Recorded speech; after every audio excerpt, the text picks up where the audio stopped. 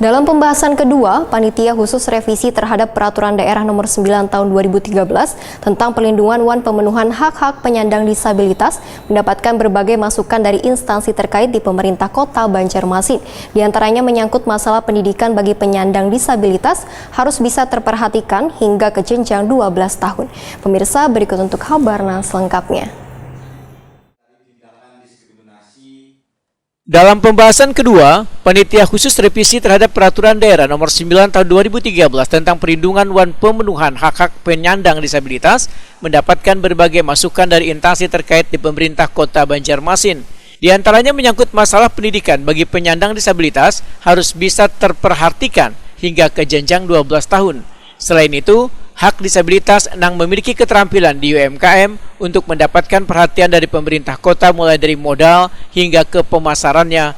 Demikian dipedahkan Ketua Umum Pansus Raperda Perlindungan wan Pemenuhan Hak-Hak Penyandang Disabilitas Nur Latifah SEMIKOM Waitakuni Primatipi usai rapat di ruang Komisi 1 DPD Banjarmasin jelang tengah hari Jumat 15 Oktober 2021.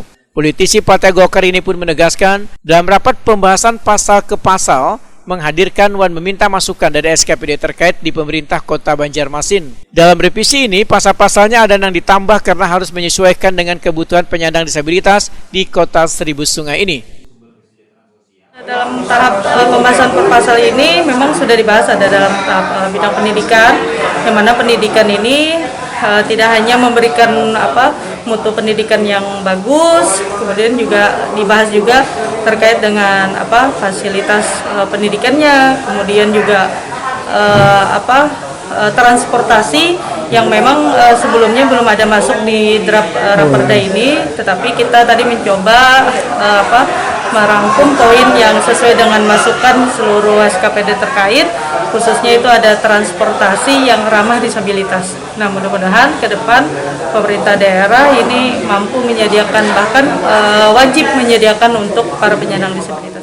Ketua Komisi 4 DPD Banjarmasin ini pun menyatakan dalam revisi raperda ini didapati pula bila pemerintah kota memiliki kewajiban menyediakan alat transportasi khususnya buat warga disabilitas yang mengenyam pendidikan mulai dari SD hingga SMA sehingga mereka bisa terlayani mulai dari penjemputan di rumah hingga pulang sekolah. Bangunannya termasuk sampai dengan ke transportasinya, Bu? Iya, tidak hanya sarana dan prasarana secara bangunan, tapi juga sarana transportasinya juga harus disediakan, yaitu sesuai dengan keperluan para penyandang disabilitas secara ramah